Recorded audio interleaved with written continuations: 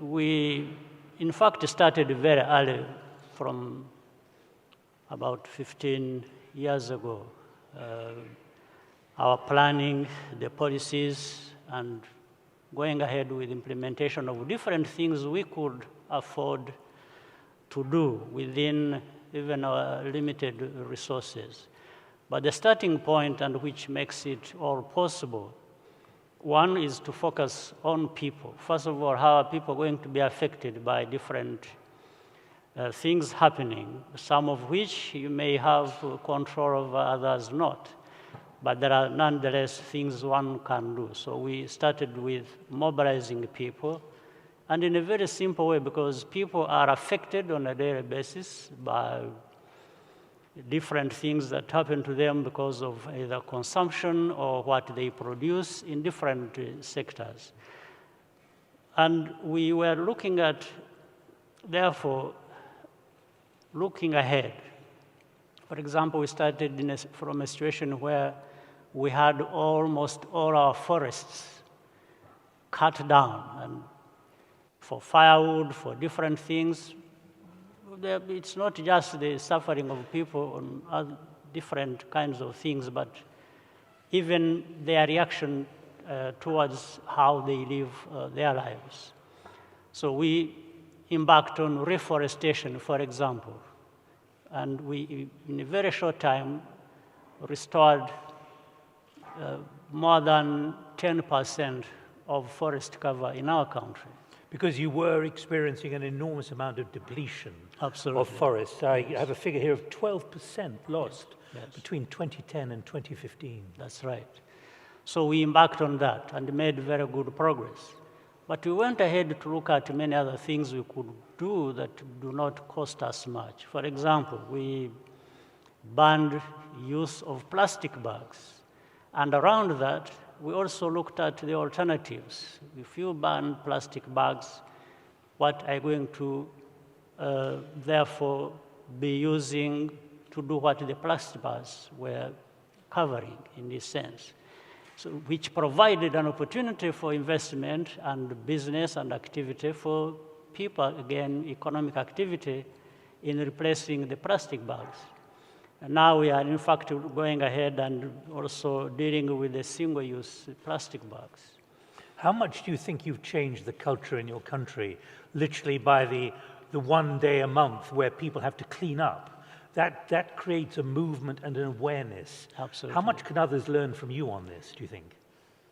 Well, what we have learned ourselves is it's not enough to talk about good things and good policies when you are not actually doing what needs to be done in order to see the results.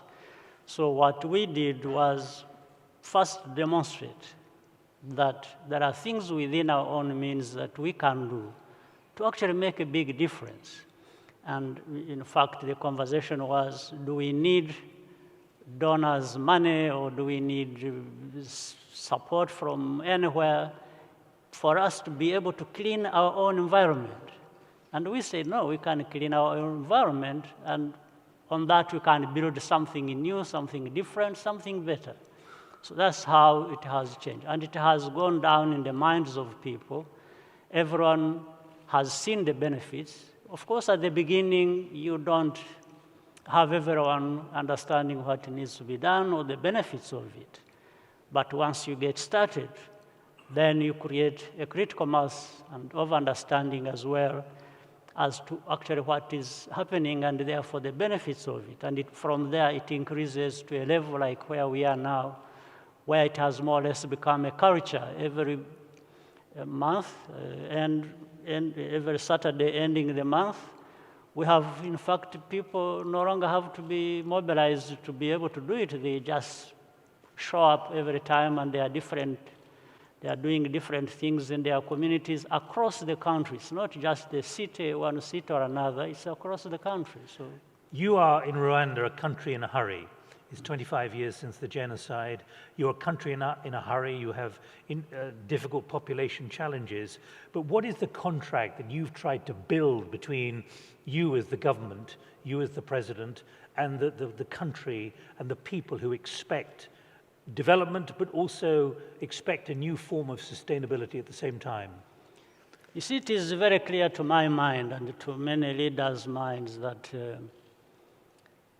leaders won't bring results by themselves without getting people along to do what they need to do, to play their own part and participate and benefit at the same time.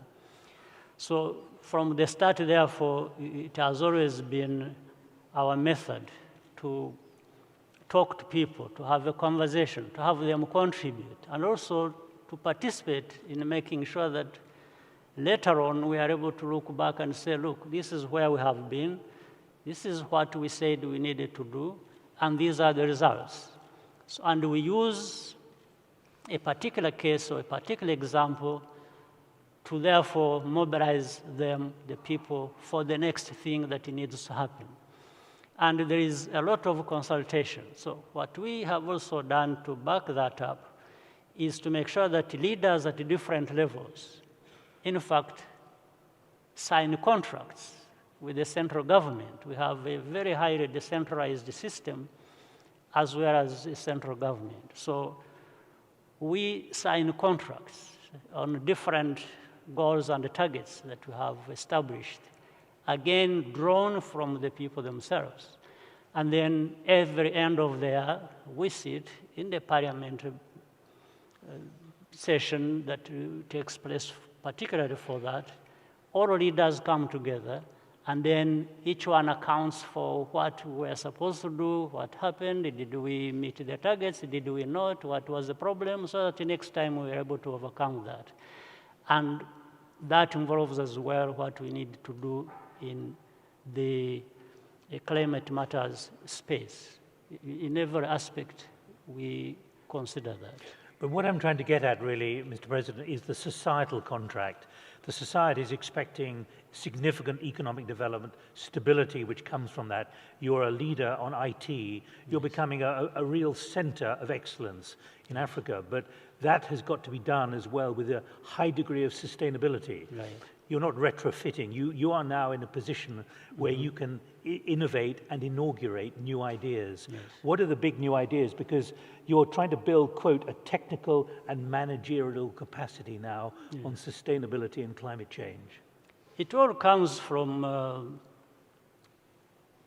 as I said, mobilization. People have to mobilize around the idea of how a country, how a society exists and continues to exist, and also looks deeper into the future. And that, for us, that's what we have been doing from the start. And therefore, there is expectation from everybody as well as by everybody. But this means we therefore have to come together all the time. And in fact, many things build around, for example, we started from scratch 25 years ago. There was really nothing to speak of in our own country. So we created something over 25 years from nothing. But it happened because we were able to look each other in the eyes and say, you know what, there is something we can do. All is not lost. We are there.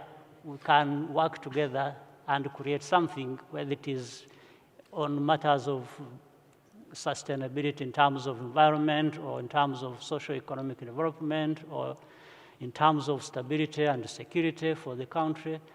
So there is that sort of social contract, if you will, that we need to have. We are building something. We have a project that is meaningful to all of us, to everyone in the country. Finally, you are very much a young nation. You've got a new generation coming through. And one of the pressures, which I mentioned right at the beginning, is as highlighted by the Youth for Sustainability here, is the expectations of the next generation. Yeah. They want economic development, they want wealth, but they also want a sustainable future. How are you factoring that in to the way you are running the country and the way your government is running the country? Well, we, again, value them. Once you value people and you bring them to the center and say, you know what, it's not up to you to just sit back and expect that somebody else will deliver to you what needs to be delivered. Do you feel under pressure from them? We do a lot.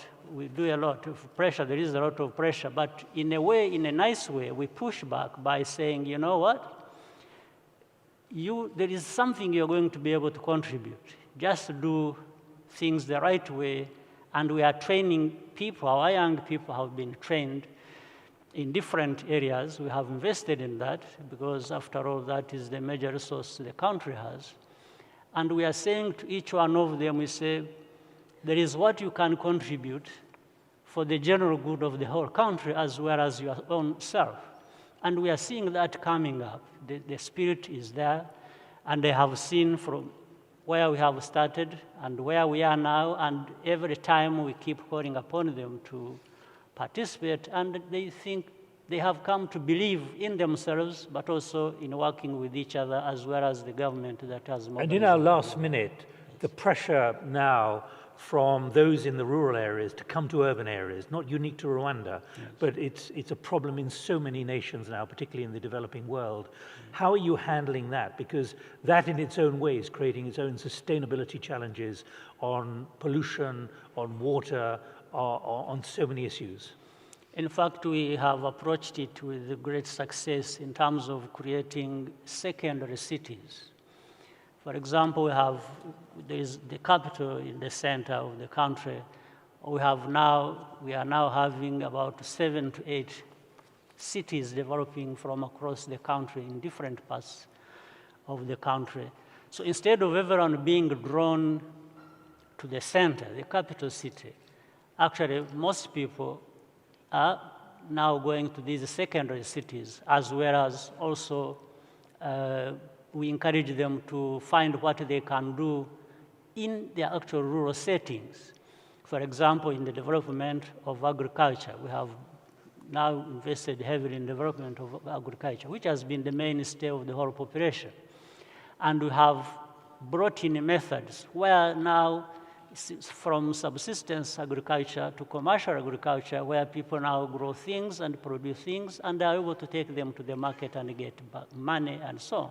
So we have demonstrated that people can still have good livelihood in rural areas as well as urban areas, and in fact feed off each other. And that has helped to solve the problem.